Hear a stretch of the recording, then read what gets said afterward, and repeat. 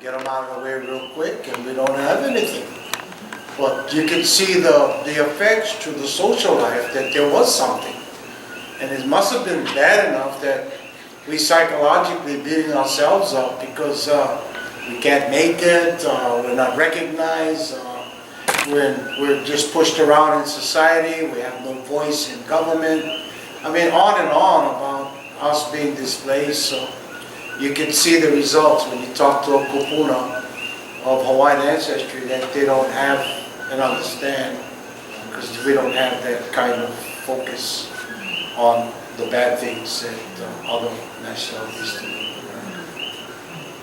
Jerry, my education though has been almost runs right in line with the Native American, almost right together. And because I've been studying them, and of course I was born and raised here also, so it runs over the abuses that you've gone through, Palikapu. They're real, they should be documented. They are documented, in fact. Everybody that knows you know where it comes from. And that needs to be spoken about. I speak about it. When I have an opportunity to tell somebody, well, listen to Palikapu, listen to his story, where he come from, what he's been through, what he's going through now. What you're going through is not easy. Yeah, your voice is loud, you're powerful. That's because you're overcoming abuses. For me, I'm a solution type person, you know. There are solutions. We have assets in our community. I've told the council this, I've told the judiciary this, I've told the police department this, I've told the Department of Education this. We have assets in our community that are available to us if we just hook on and reach out to them and say, can you help us? Maybe not with facility, maybe only with time, yeah? Maybe only with the mana'o. Can you please sit down and talk with us so that we can learn what you know to see if we can use that? A friend of mine and I just did that the day before yesterday, right? And what it is Brother already brought it up, and it's a big, big issue. It's the youth. It's the youth who come from drug and alcohol related families, yeah? Somebody's dead, somebody's gone, somebody's in prison. The family is disrupted. One of the assets in this community is this other person and myself. We come from that, right? And we know about that. And so we reached out to another asset in this community, big asset, and said, can we partner on something? Can you let us, your facility, one room, 1 hour a week, where we can sit down with the keke in the community and let them talk so we can listen to them and they can listen to each other and come to solution. I tried that with the Department of Education, and the Department of Education said, no, you're doing enough. We don't have to reach outside of ourselves to find another asset. But I knew who I was talking to, that's the government, right? That's threatening when I asked the Department of Education, can you incorporate this program within 2 years of the school? Can you think of incorporating this? And they go, no, we're doing enough. And yet they understand where the suggestion is coming from. I come from that area, right? I work in it. We have so many assets. We have so many people in this room are assets. Do you know that you are an asset for your experiences to talk to other people like you do, brother? Asset, right? And so what I do with mine, whether they accept it or not, I go out and I give it away. I don't sell it, right? It's not up to me to sell it. To me, to give it away. The outcome, I already know what the outcome of this asset is. See? My life is not the way it used to be. And it changed because I went out, I had to learn to go out to other people I did not know. And I wasn't home, I was in the mainland. And I learned something. If I never went out to somebody and said, sister, can you help me with something? I got a question. And then to sit down and just listen. Yeah? The more I got from there, the more I had to give away. And my life changed. I'm home now. I'm home now. I smile a lot, but that doesn't mean I'm well, right? Because I carry a lot of issues inside of myself. There are issues about being Hawaiian Apuni, a national. Born and raised here. Taken off the island, came back. Didn't want to leave. Mother didn't allow me to be Hanai. No, you got to come with us. No, I want to go. And my wahine kapuna stepping up and said, give me the boy. I will raise him. And of course my mother wasn't going to do that. I had to find my own way back. Only when my family did that. I came back. And there's a reason for that. You know, I listened to the rest of you talk.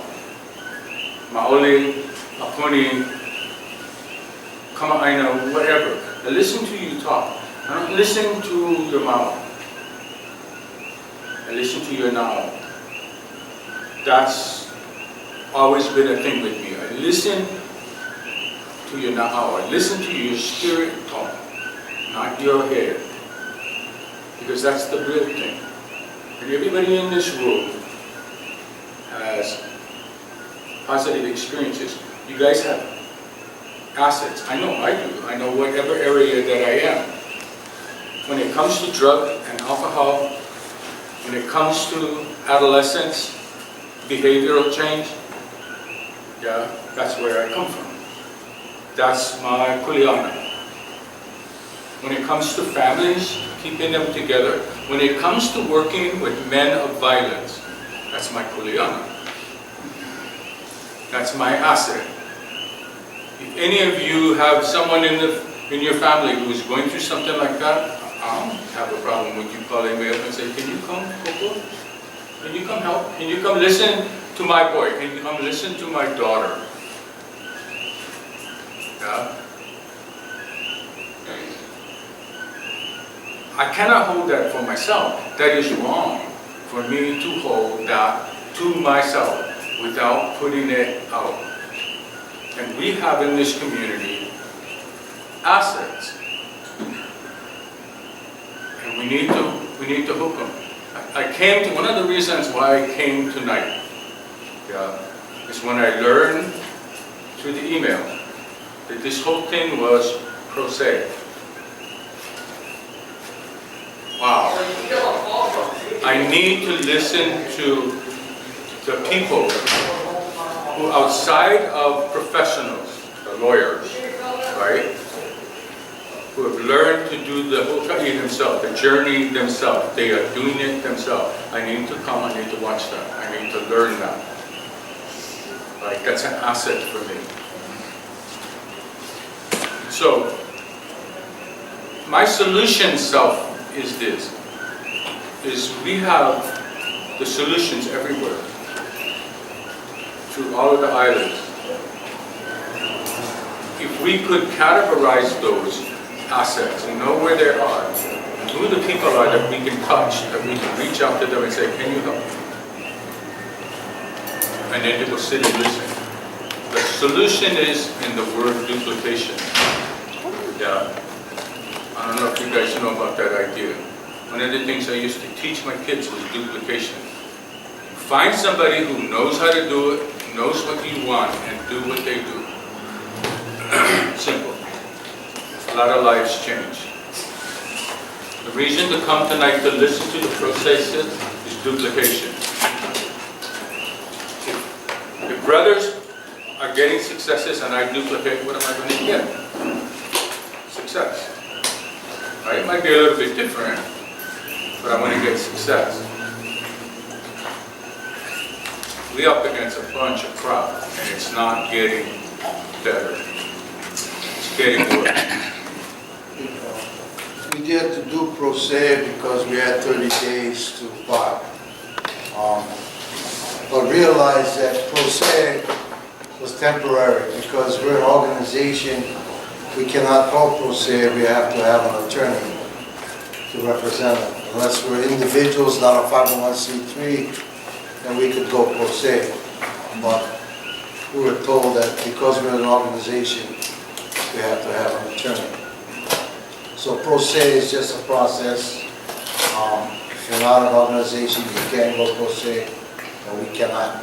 We could file it this way for the 30-day window, but we gotta follow through with the legal assistance. That's exactly the reason why I came and listened, because I've been told I cannot do it on my own. You can't do it on your own. You're incorporated because you're incorporated. Yeah, because we're a corporation, we need that. If we're not, we could have went pro se. But we could still use the pro se as the first step, but we can't use it in the second step to the process. So we're hoping that with this press release and a lot of publicity, we could find some legal assistants that want to step up and help us out, go through the process with us. I think it's important. I think the university needs something to work with. Universities are where things really are supposed to happen in America. Realizing through the 60s that the universities was making all the noise everywhere. And ours are very quiet, not saying nothing, like everything's, sunset, and cocktails. And that's how it is in Hawaii. But under all that, there's a lot of suffering going on, so I think somebody's got to step up, and I think the university should be taking a lot of this human rights issues, native rights issues, GMO issues, environmental issues. They should be really doing a lot more at the university in helping community organizations work together. In understanding development in Hawaii, the state of Hawaii always go to UH. They want to do a study, they want to do this, UH will do the study. I don't care if it's millions of dollars and 5 inches thick of an EIS or whatever it may be, they make UH go do it. And on our past experience was was doing a study on the feasibility of the cables way back in the day, geothermal cable running from Honolulu, Oahu to Big Island. So the state put out an EIS and had the University of Hawaii do the EIS on the cable project. So we took that finished EIS and we hired our own specialist from Washington State, Northwest Economics, that does studies for Taiwan, Saipan, big cities. So our lawyers was a friend of this consultant firm. And he gave them the UH book. And he says, could you look at this and see if UH was accurate in a lot of these things? So a month went by. Then their company came and said, yeah, we looked at UHs in the state study and they were off by $3 billion. $3 billion. That's how far off the state was when they took their research and their material and did it their way of analyzing. And that's how bad it was. We flew that guy out to the state legislature and he gave a lecture to the Ways and Means that does money and embarrassed them with the 2 books on the table. We sat in the back and watched him go after the Ways and Means at the state capitol, how off they were and how bad that study was. So I'm trying to tell you that the state has a bad habit of doing what they want for their pet projects and having the university do all the paperwork. I don't know if it's a revolving money thing, it's a saving money thing, I don't know what it is, but the studies never come out right. So it's an embarrassment of just like how you look at schools compared to a Pu'uhonua to a public school. If you was to look at the caliber of what was going on, that's how it was looked at. So I'm just saying, out of experience, the state can be way off in a lot of things that they do. And we cannot just trust them. You have to challenge them. You pay them. And you want the best for your buck. So you got to challenge them and make them be more responsible. And I think that's all what we're doing. Is making them more responsible for what they're supposed to do with my tax dollar, that I feel that as a Hawaiian, I get taxed twice. I get taxed for living in there, then you take my ceded land monies And that's another big tax money that you take out of my interest. So that's a double ripoff for Hawaii. I think this is food for thought, because I was talking to my daughters last night about coming to listen to the meeting, and he says, Mom, we're so hung up on getting Kulani to bring on to get the Pu'uhonua for our incarcerated families. And she goes, so about us out there. Will they have rooms in for people that are struggling? She came out straight, she said, do we have to go out there and kill somebody in order to go into the Pu'uhonua? Or will they have extra rooms in there for people that are almost at that brink and they need help? Where will they be? You know, and she says, so are you going to bring it up? So I said, well, I can bring it up as a food for thought, you know, because we're trying to help everybody, but are we really trying to help everybody? You know, whether you're in prison or you're not, you're still in prison also. We're all fighting, like they said, fighting for our lives. Is there other, options for all of us? One way or another, we're struggling and we need help. And if we're doing the Pu'uhonua, we're saying the Hawaiians, what Hawaiians are we doing? Pu'uhonua. So she says, let's bring it out so that we can, food for thought. The governor did make comments that he has a hard time separating Hawaiians from the general population. How do we separate that? How do we take the Hawaiians out of the population thing and only help him? That's why they're saying we cannot do this. It's going to be for everybody. And if you want to have a Hawaiian thing, then you got to bring your Hawaiian thing in the prison. Okay? That's their answer.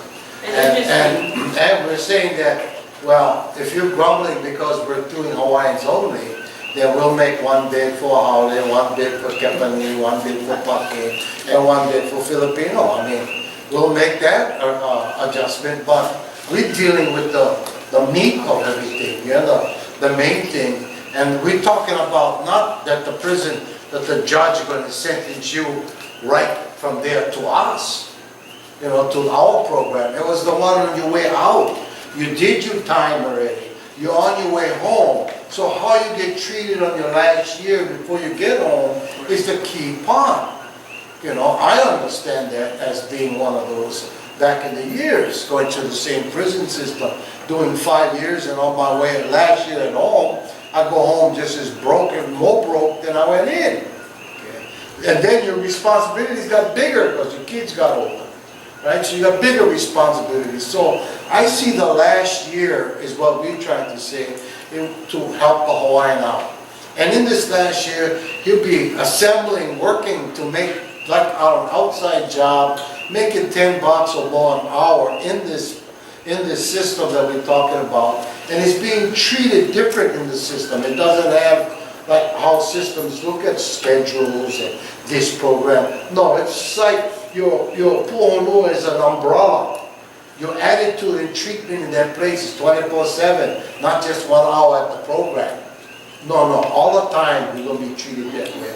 And all the time you're making a good income. So your last year getting out, you have enough income to take your family to Disneyland, buy you a car to get a job, whatever it is. But getting out with some kind of income, and at the same time when I get out, you're still on parole. You're not going to just get off your free man. You're still going to piss in a bottle. You still got to go to see your PO. You still got to do it once or maybe twice a month. Okay? So in that process, we're talking about if we're assembling solar water heaters with the private sector working with us in this thing and putting these things together and they're marketing it and he's making good $10 an hour or more an hour, then on your parole team, you're installing them. You got an east side or west side of Hawaii where the parolees have the program of installing these water heaters or solar heaters. So you're not let go and you're not kind of forgotten about and you don't have your space to go fool around. You're going right into your parole program, going right into installation, and you're still making that kind of money. So you really need it. You feel more needed about what you're doing. And that's the process. We need the fish ponds, Yeah. You know, in NTF, we need the rock walls again. the government don't have, when they get, when they commit a crime, they gotta go back to the probation office. So they live week by week. If you really live with them, these individuals, they live by week. You know what's good about, and actually Auntie created this Pu'uhonua. Yeah. She created what was. So what's missing in the system, when they go out there, sometimes, you know, it's a catch-22. They cannot get a job because they don't have a car. They don't have a car because they cannot buy any insurance. So it's a catch. So when I used to walk with them, just to find a job for them, it took me 6 months. But they go like this, and they go, sorry for them, and they come back. They have all these other issues they have. Because they had anti-habit to come back, they tell them what problem they're getting today and this coming Friday. It gave them some relief so that they can have other options. Sometimes when they go out there, they only get one option because of the choice they make, because of desperado. But when they came back to NTF, NTF gave them back who they are and what they are. They was able to exercise their choice within that week. NTF created a Pu'uhonua. Does a Pu'uhonua work? Yes. The government don't have that. When the person go out, you don't like go back to the probation officer. You don't like tell him, boy, you're gonna lock him up. So he's gonna hold back, and what happened? That didn't. The thing when they collect and collect. So when they call him back, he get put in jail. But the Pu'uhonua is no, he has a chance to come back. You know when your children get into trouble, Mom, get money, hey, to get second job. Pu'uhonua, actually, Pu'uhonua is a sacred place. It's an artifact. It's a sacred place. That's what it was. Where the Hawaiians worship. And there they make promises. That's why you wonder, well, how come Kamehameha never go over there and kill the guy? Oh, he knew that place was protected. Oh, he knew that. Pu'uhonua is a sacred place where they worship Keakua. And there the people made promises. It was a place to gather, reassure, reawaken them. Oh yeah, the Pu'uhonua, it does work. They came back to Pu'uhonua. So they always tell me, Uncle, no leave us. So I used to walk with them, but you know, they go sight past them. So I wait for them, but I know they will get into trouble. Just a matter of time. Then they run back, call me, Uncle, I said, what you gonna do? What choice you gonna make? You gonna do this? Uncle, no. What choice? So they have somebody. The Pu'uhonua is a place to come and get re-energized. Spiritual power. Well, you gotta brush your teeth every morning, wash your face. Hey, you gotta go back. Pu'uhonua. There's no Pu'uhonua here. Show me one. There's none. Pu'uhonua is a place so that they can come back, know who they are. As I said, we all have issues in this desert. Many of us still call our family for money, right? Oh yeah, you still do. I know that. You still, because now, money is tight. So now we're trying to rely on the family. But the Pu'uhonua is a place they can come back. The system don't have it. I told Tate Sakai straight in his face. That's why your system failed. Because when they go out, they live on a day-to-day basis for the week. You don't know what issues they're going through. I know what issues I went with them. You know them. But they have some place to come back. And then they're going to think twice, no? So now the option change. Now they get option A, option B, option C. The system don't have them. Help them. That's why we had Aloliki. Aloliki had the employment, he had the education, you could get the food stamp, whatever they needed. Even you could get car. for bound cover. When you have them within that week, do they get rearrested? No, they don't. That's why the rearrest came down, because and they haven't created, yeah, so simple. And this establishment here, is your Kulani Trust. And you ask about the children and stats and statistics, they should have that. Don't they deal with one-side parent of Hawaiian ancestry? Is that Little Kulani Trust supposed to, you get your kukua from them if you only have one-side parent, or something to do with the children and the mother, or all of these things? That's what they're set up to be.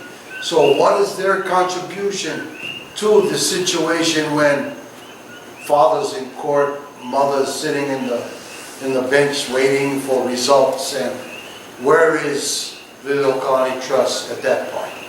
Are they part of counseling? Are they part of stepping up because he's going to be gone for 5, 10 years?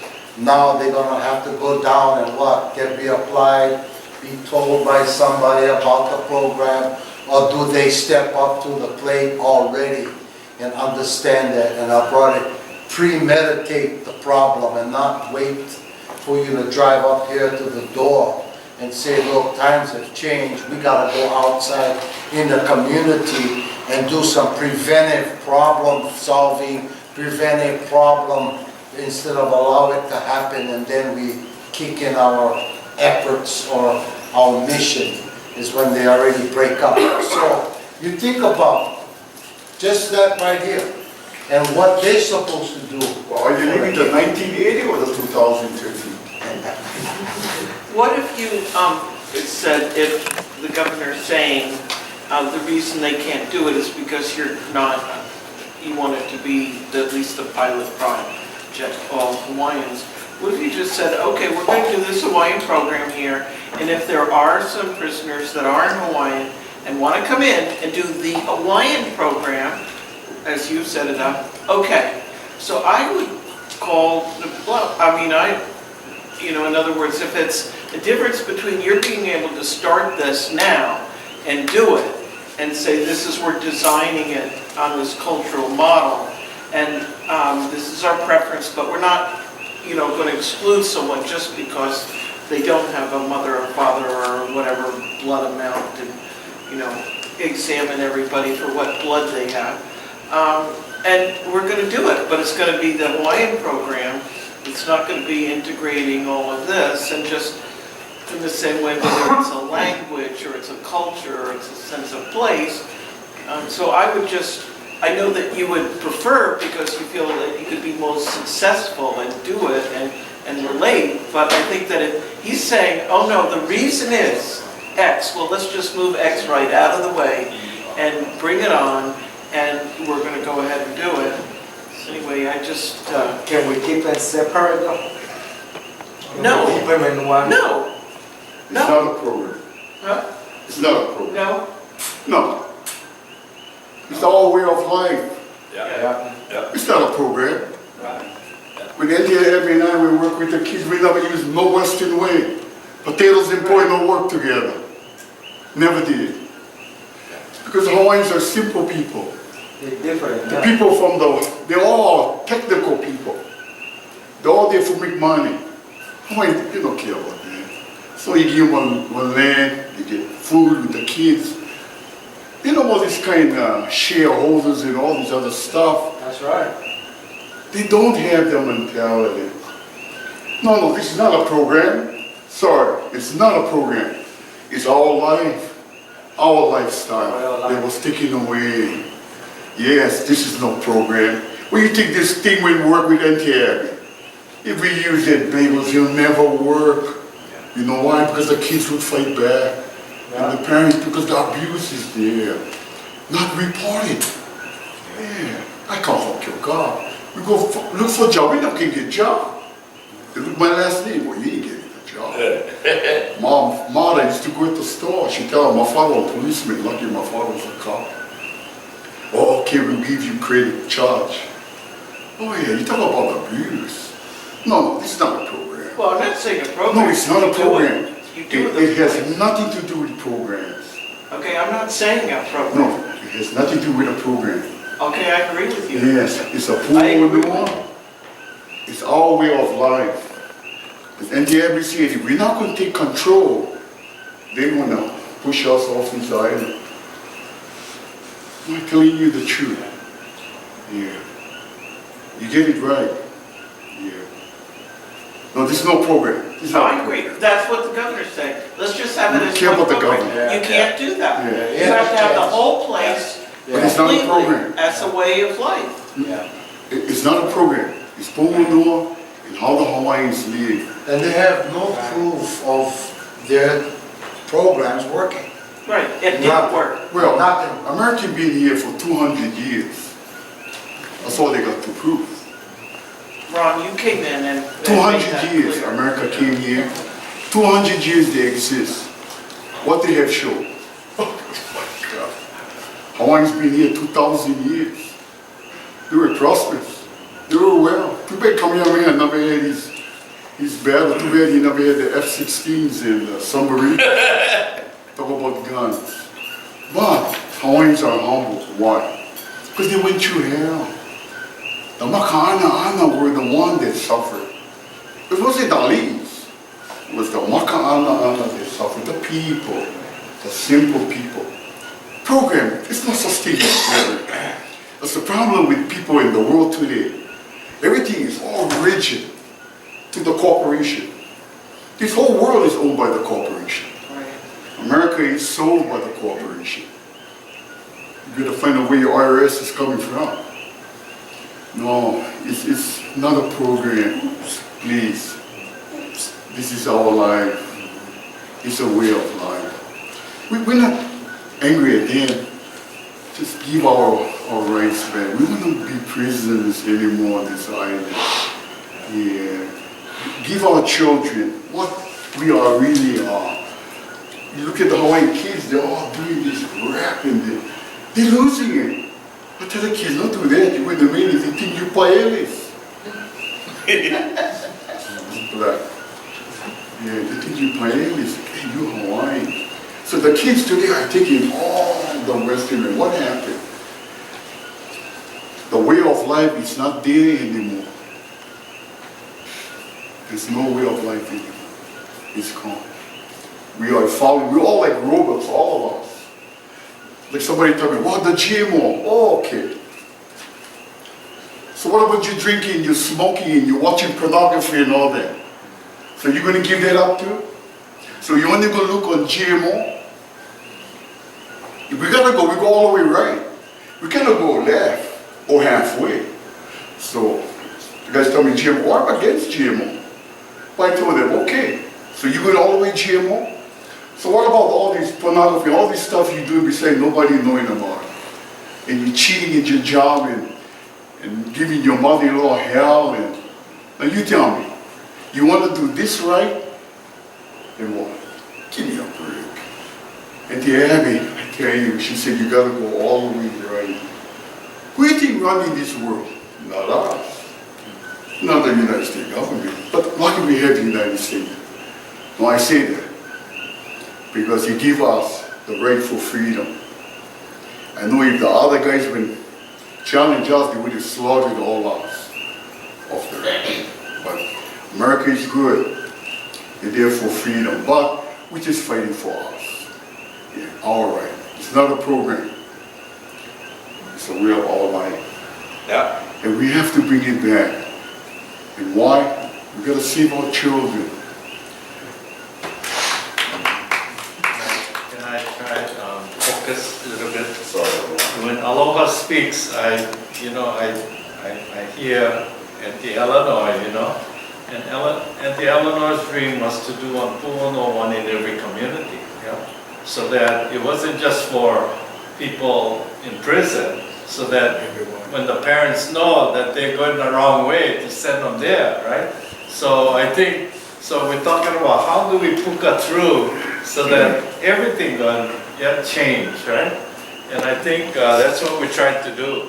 And I think we're closer to pukaing through now than we were ever before. Yeah. And so I think, how do we focus? I think when we have that first hearing in front of Judge Hara, if people come and help us be there to show the interest, I think he might give more flexibility to just not look a narrow legal thing, but say, what do the people really want? I think it make a difference.